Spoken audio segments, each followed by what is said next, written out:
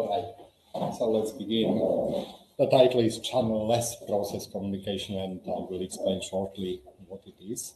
But first of all, I want to show you an improbable processor with which you are probably, most of you are not familiar probably with transputers, but some of you who were born sooner than I grew up with transputers. And these processors, because transputers were processors, they were built in the 80s and 90s. They were discontinued then around 2000. But the processor was a very peculiar architecture, but it had some floating point unit, some internal memory registers and such things. And what was important were these pins, which are called link in zero, link on zero. There are 3 of them.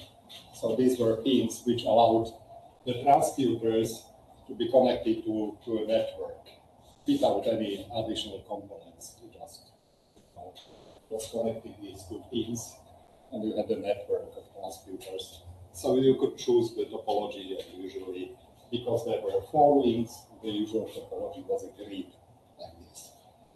And they were ready to communicate. So this is what you can see in contemporary processors.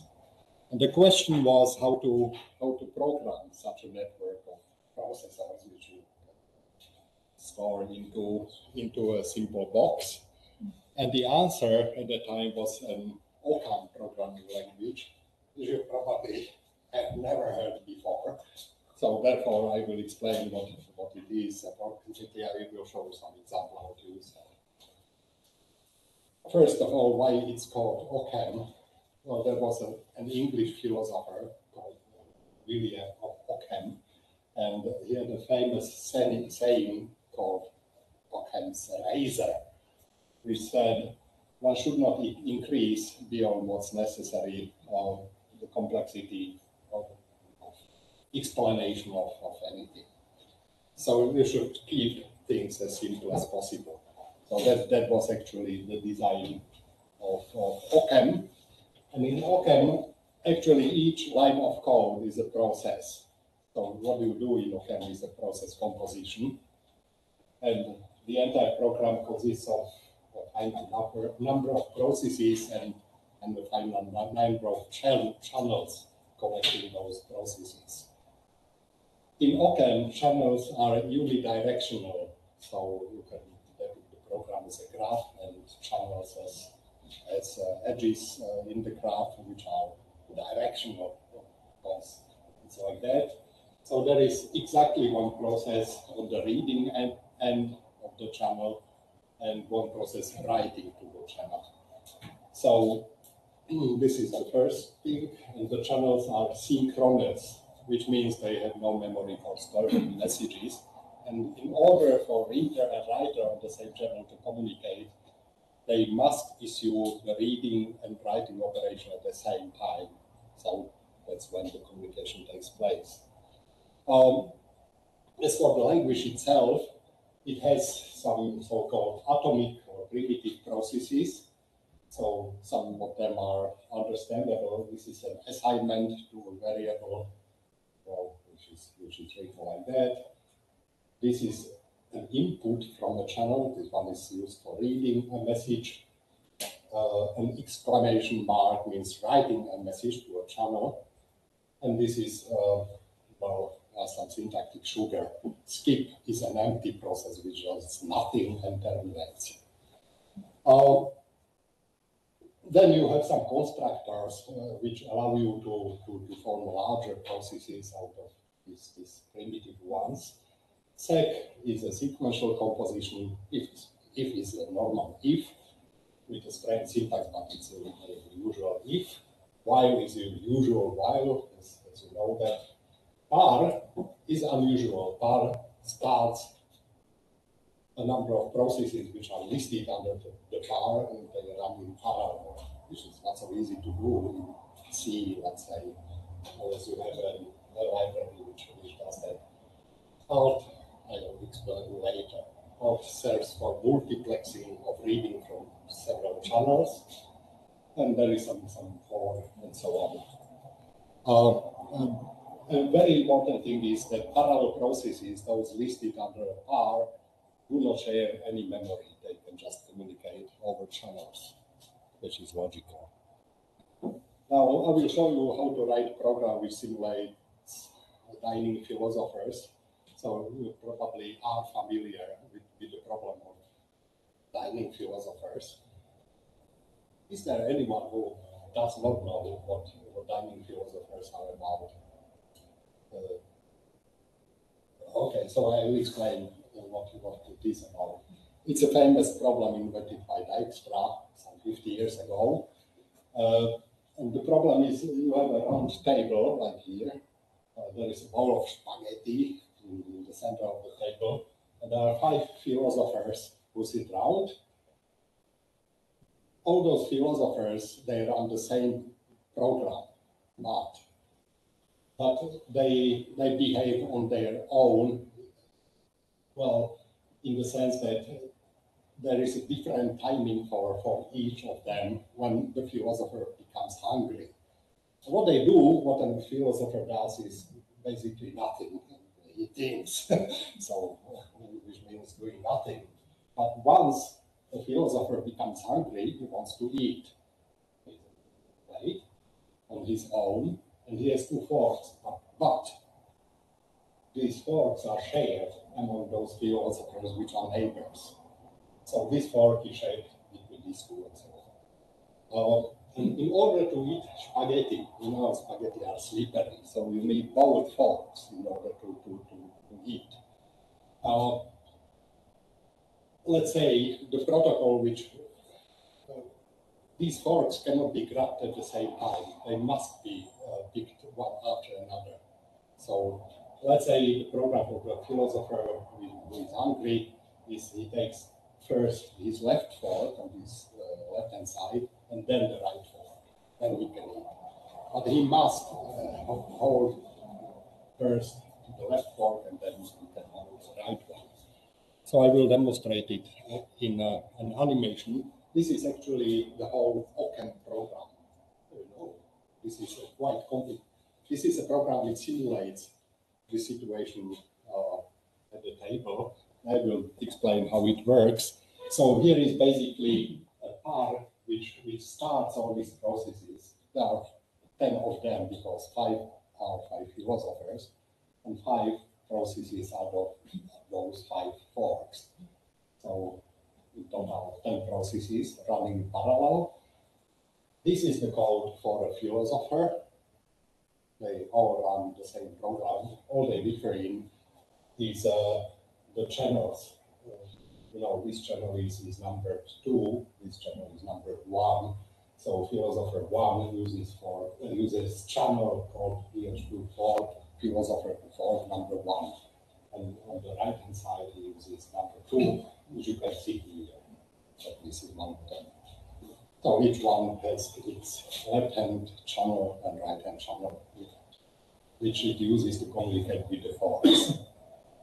I will explain later why the philosopher process is written like this. And you can see the structure.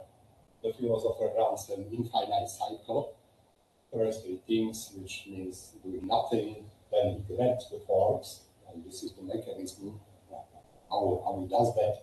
Then he eats when he has both forks, and then he returns the forks.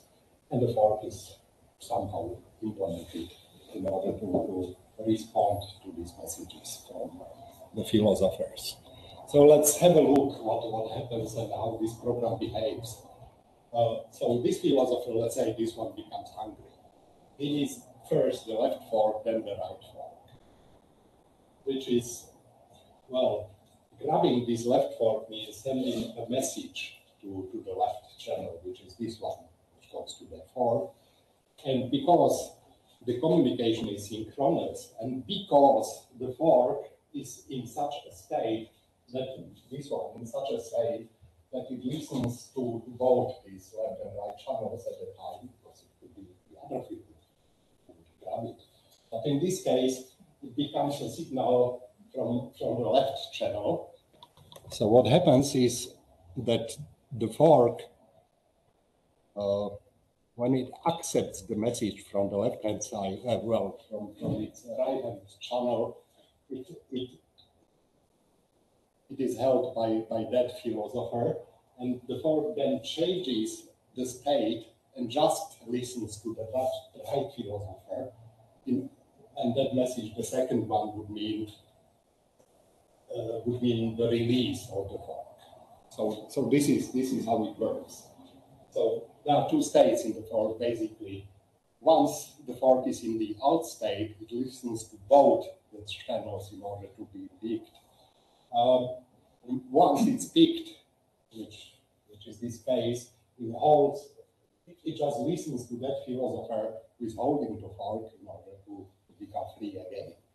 So this is the story behind the code. And now we see how it works. So this philosopher has picked two forks and can eat, which he does. And let's say now this philosopher becomes hungry, so he picks the left fork. It's free, so he can have it. But then this one asks for the right fork, which is not available at that moment because it's held by the other philosopher. So he has to wait because the fork does not listen to it. You know, for the fork, for this one, this left channel is just ignored at that moment because you see the fork is there. But once this philosopher finishes eating, he just returns the forks in an arbitrary order, actually, by sending them a message back again. So he sends these messages to left and right fork, which releases the forks and returns them to the out state, where they multiplex the both channels again, which allows this philosopher to eat. So he grabs the right fork, and once he finishes eating, he just returns them. So that's OCAM. And well, my contribution on the proceedings will be printed later, but there are some theorems which lead actually to elimination of channels in OCAM. You know, there are processes and channels, two concepts in OCAM. And my contribution is to simplify OCAM by getting rid of channels in order for processes to communicate directly with each other. So the first theorem is technical. It shows that an arbitrary program like that, which contains running parallel processes anywhere in the middle of the program, which is this case, can be equivalently rewritten in such a program which just uses one par statement, which is the topmost statement of the program. And these are the parallel processes running in there. Now, these programs, they do the same, which I will not explain now, but the idea is actually that you start in here, you start these three processes at the very beginning, but only the first process proceeds because this is a sequence. So the first process must end because this is a sequence in order to these two processes to be started later. Which is what happens, you know, this process 2 and process 3 are blocked at the beginning. They need a message in order to proceed. And it is actually this replacement of par which starts the children of the part when it's needed. So that's what I need technically in order to simplify the structure of the program. So from now on, there are no nested pars. We only have one outermost par statement. The other technical thing is to show that if we generalize the OCAM language a little, so that there can be an arbitrary number of processes accessing the channel for both reading and writing. There are two writers and two readers. Then, okay, you cannot see the theorem, but the theorem says such a language, even without an alt constructor, is as powerful as OCAM. So every Occam program can be expressed in this generalized Occam, and vice versa. So the generalized version is also not stronger than Occam.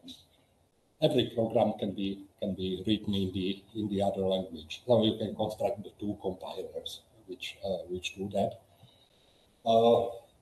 And the final thing is that once you have these two theorems, you can actually invent a new language which just underlies that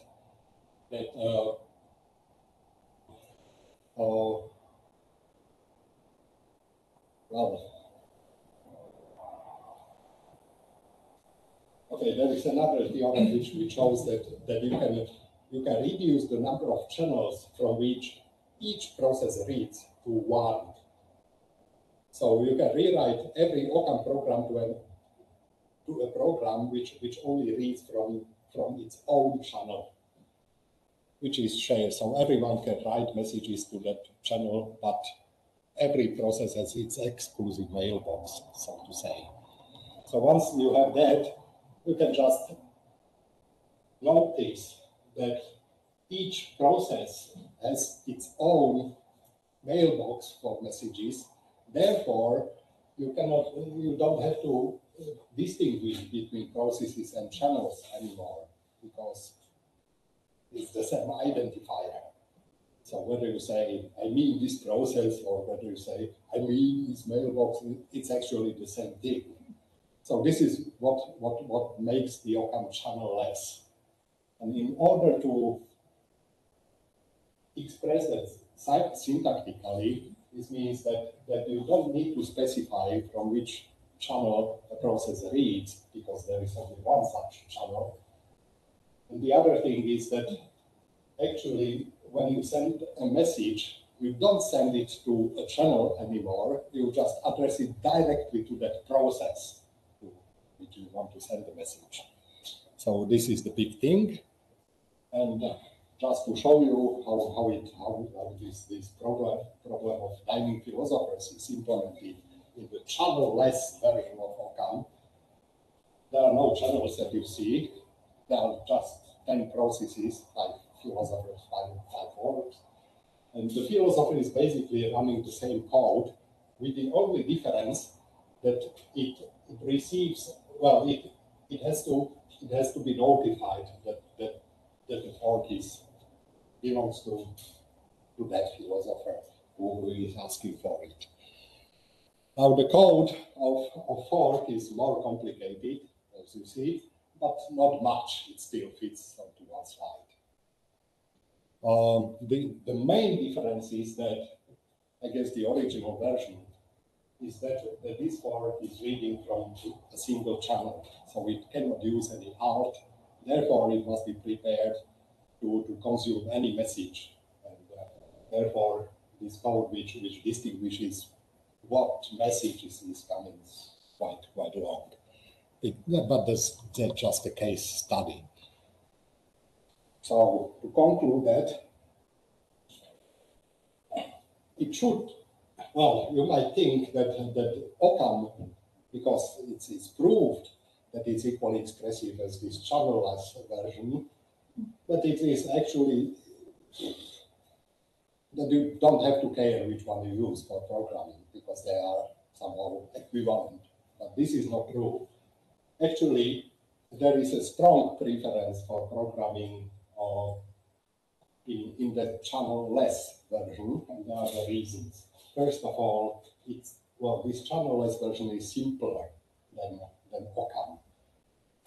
So, according to Occam's razor, this channel-less version is a clear winner. That's the first thing. The other thing is that in Occam, when you insist on that on each end of a channel is exactly one process, well, this must be somehow checked by the compiler or a runtime system that the program really behaves in such a way that it does not violate this rule. So there is some mechanism needed inside the runtime system or a compiler which checks that. In this channel-less version, you don't have to perform such a check. It's for free. everything what programmer does is allowed. And the most important point is this one, which states that it is much easier to define the formal semantics for the channel-less version because there is one concept only, which is a process. There are no channels, so when you are interested in writing formal semantics, it's much easier to write that for the channel-less version. And the last point, it is much easier to analyze, let's say, to prove correctness of channel-less programs because they are simpler again. So the global program state only consists of the state of parallel processes. That's it. There are no states of channel because there are no channels. Actually. And the last thought, please. There are programming languages. This is OCaml. I chose for the demonstration of these things. But there are contemporary languages. Some of you may know Akka, let's say. Akka is a contemporary language. It is widely used for anything, but Akka has a history. Akka was designed as a channel-less language. So originally there were no channels in Akka. Now later, some 5 years after Akka has been introduced, channel mechanisms, channel statements, channel communication has been added to Akka. This is, well, in light of this contribution, this is a mistake. And the worst thing, which you can see in Akka, is the combination of these channel-less and channel paradigm in the same program. So when a programmer decides to use channel paradigm, that's all right. When he chooses to use the channel-less paradigm, that's all right. But when the program chooses to mix these two in a single program, then it's very chaotic. And it's very difficult actually to describe the formal semantic of such a mixture. So that was a critical point against expanding an already existing channel-less language with the concept of channels. They are not needed, and such an extension is a mistake because it really increases the complexity of things. And that's it. Thank you for your attention. Do you have any questions? Thank you very much for the presentation. It's very interesting. I have two questions. The first one is, where would this be applicable? Just an example. So where would you use this? So the efficiency is the fact that it reduces complexity. No. Well, the main point is actually that you can write. First of all, you can be sure that when you use the channel-less paradigm, that you are sure that you can express everything what you can express with channels. So without channels, you must have no worries that you cannot write a program which you could write with channels. They are equivalent, these two paradigms. As for complexity of this simulation, well, using the channel-less approach does not reduce complexity. I mean, the computational or message complexity. The message complexity is, let's say, the same. It's preserved. Also, the parallelism is preserved by these compilers. So that's probably the answer. The reason I say that is because when you talk about Akka, I'm assuming you mean the ACTA model. Pardon? ACTA model is what Akka is called. The Akka framework. Akka. Yeah. I come from the world of distributed computing, so yes. You have to have something which works locally as well as distributed. That's what I've done. So the idea is you don't necessarily have channels, it's you have the reference to that process, and then when you want to send a message, you can establish a channel to send it, because you need to have some way of transporting it. Yes. Or you can, if it's on the same machine, you can just modify the memory in its inbox. No. The thing is that instead of addressing a message to a channel, you are addressing that message directly to the process. So it's a syntactical thing. So this is not a matter of implementation of the language. I'm talking about the language itself. So in the channel-less approach, you address when you are sending a message, you are sending that message to another process. You just specify the ID of the process. That's it. Okay, I would argue that Akka does something similar, but Akka does something similar. Yeah. Akka does this. Actually, that was the basic version of Akka, the original one. So as I said, the channels were added later to Akka, which is a mistake. It was good, even without channels. thank you. Welcome. Any other question? I have one there, because you mentioned quite a lot of advantages of this channel-less approach. Yes. But do you see a scenario or practical example where it's still better to stick with the channel-based approach? Wow. So if you noticed, this is the channel-less version of this simulation of dynamic philosophers. You can notice that this code is a little bit longer than the original version, which fit onto one slide, basically. So this is a little longer. Some programmers would argue that, okay, I want the shorter code. And it's a matter of taste. But actually, this is a good taste, because the complexity of compiler of the language remains low. Even though the complexity of the code on the programmer side is a bit longer, but you know, this is just a description of complexity. So this is the advantage, keeping the compiler and the runtime system as simple as possible.